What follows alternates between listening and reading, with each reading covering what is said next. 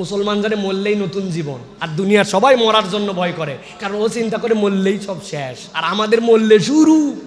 কে 100 বছর বয়সে কি করবে? 32 বছরে আল্লাহ যেটা দিল, আমাদের বয়স তো 40 বছর হয়ে গেল, কিছুই করতে পারলাম না, কিছুই করতে পারলাম না। কিন্তু আল্লাহ রাব্বুল আলামিনের জন্য যদি ডেডিকেটেড হই, এই জন্য বারবার বলতেছে অন্তর মাইরে ফেলেন না, কওয়াসিয়াতুল কুলুব বানায় ফেলেন না, রিয়ালাইজেশনের জায়গাটা ওপেন রাখেন, অন্তরটাকে আল্লাহর জন্য ডেডিকেটেড করার জন্য চেষ্টা করেন। আমি একটু ভালো করব, আমি সমাজের জন্য চেষ্টা করব, রাষ্ট্রের জন্য চেষ্টা করব, আল্লাহর জন্য করব। ওরে ভাই, মরার বয়স তো নাই, যখন তখন তো মরে যেতে পারি, কিছু একটু করে যাই, কিছু একটু ভালো কিছু করার জন্য চেষ্টা করি। এই বোধের জায়গাটা আল্লাহ বলছেন যদি মরে যায় ধ্বংসপ্রাপ্তের তালিকায় নাম উঠে যাবে। একজন বলেছেন ইমামরা যদি রাজনীতি নিয়ে কথা বলেন তাদেরকে আমরা আটক করে ফেলবো। ইমামদের এই কথার দ্বারা কি অপমান করা হলো না? আর ইসলামে কি রাজনীতি নাই? প্রিয় ভাইরা, অনেক মানুষ অনেক কথাই বলেন, সব কথা আমলে নেওয়াও ঠিক না, সকলের বুঝ তো আর সমান না। যারা বলবেন এরকম কথাবার্তা, আমরা বলবো তাদেরকেও বুঝ করে কথা বলতে হবে। প্রিয় ভাইরা, আমি একটা কথা অনেক সময় বলি, আপনাদের হয়তো পছন্দ নাও হতে পারে। অনেক সময় লেখা থাকে না মসজিদে দুনিয়াবি কথা বলা হারাম, থাকে না? আমার কাছে একজন আসছে, উনার 3 বোন 1 ভাই, বাপ মরে গেছে, ব্যাংকে টাকা আছে 1 কোটি, মাঠে জমি আছে 10 বিঘা, এক্সাম্পল এরকম এক্সেট্রা। হুজুর এখন আমাকে একটু দয়া করে আমাদের মিরাজনামাটা একটুখানি কিভাবে বন্টন হবে একটু আমাকে ঠিক করে দেন। আমি বললাম একটা ঠাড়ায় থাপ্পড় দিয়ে শেষ করে বললো, ব্যাককল কোথাকার, দুনিয়ার জমি জমা টাকা পয়সা এগুলো মসজিদে হিসাব, চলো সিনেমা হলে যাব আমরা, শ্যামলির এখানে যে স্টার সিনেপ্লেক্স আছে এখানে বসে আমরা এগুলো হিসাব করবো। এগুলো যেহেতু দুনিয়ার আলাপ, তাই না? জমি জমা এগুলো দুনিয়ার আলাপ না, এগুলো মসজিদে হবে, এগুলো স্টার সিনেপ্লেক্সে যায় এগুলো আলোচনা হবে, তাই তো না? প্রিয় ভাইরা, আমরা এমন ব্যাককলের ব্যাককল যে কোনটা দিন কোনটা দুনিয়া এটাই বুঝি নাই। যেই কথা মসজিদে বলা হারাম ওই কথা সব জায়গায় বলা হারাম, ব্যাককল। আল্লাহ রাব্বুল আলামিন তার দিন দুনিয়া কেমনে চলবে, আল্লাহ রাব্বুল আলামিন সবগুলার বিধান দিয়েছেন। ওই বিধানগুলার বাস্তবায়নে একটার নাম হচ্ছে রাজনীতি। এখন আপনি দেশ কেমনে চলবে, সৎ মানুষ কেমনে শাসন করবে, কেমনে দেশ সুন্দর হবে, এই কথা ইমাম বলবে না তো কে বলবে? আপনি বলবেন? আপনি তো বলবেন না, ইমামের দায়িত্ব বলা। এখন যারা এরকম করে বলবে যে এই কথা বললে অমুক করা হবে তুমুক করা হবে, এটা ভয়ঙ্কর। তবে একটা পয়েন্ট আপনাকে মনে রাখতে হবে, কোনো দলীয় রাজনীতি লেজুর ভিত্তিতে আপনি দলীয় কথা এখান থেকে বলবেন, এটা আপনার জন্য শোভনীয় নয়।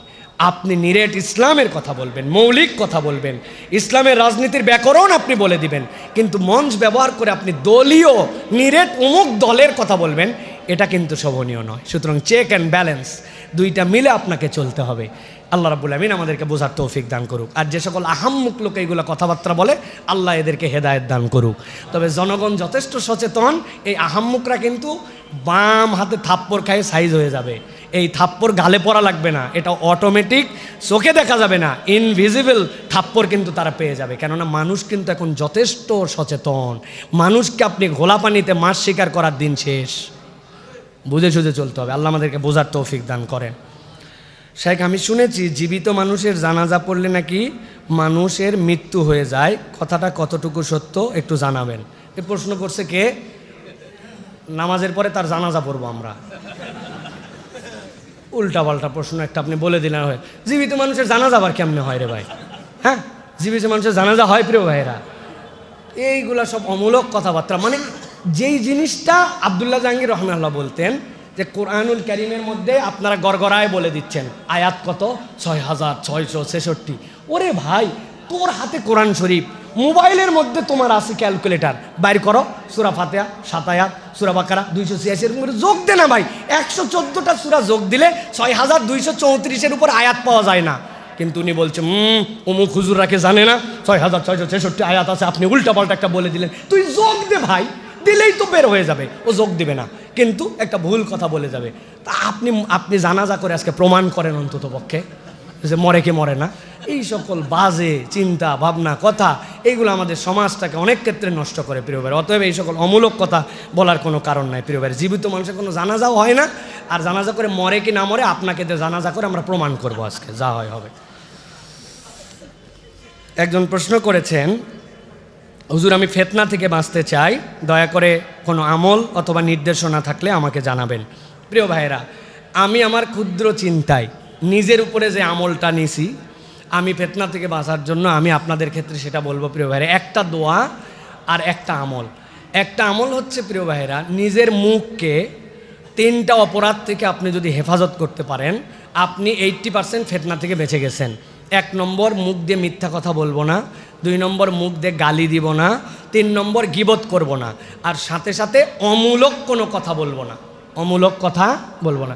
মানে যে কথা না বললেই নয়, আমাকে উস্কায়, জানেন ভাই, সবাই বসে আছে তো, সবাই একটা কথা বলছি, যা বলতেছে না আমার কাছে যা যুক্তি আছে বললেই হয়, এই কথাটা ছাড়লেই হয়।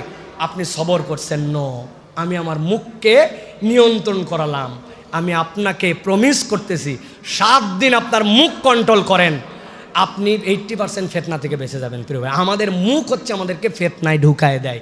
আপনাকে খালি ইনজেকশন দেবে, বল বল, তোর কাছে কি যুক্তি কম আছে, সার কথাটা সার, তুই বল দেখ। এই যে আপনাকে উস্কাবে, আপনি উস্কানি থেকে নিজেকে হেফাজত করবেন। কয়দিন? 7 দিন। আর যুবকদের জন্য বলবো, সপ্তাহে 2 দিন ডিজিটাল সিয়াম, ফিতনা থেকে বাঁচার জন্য। ডিজিটাল সিয়াম মানে কি?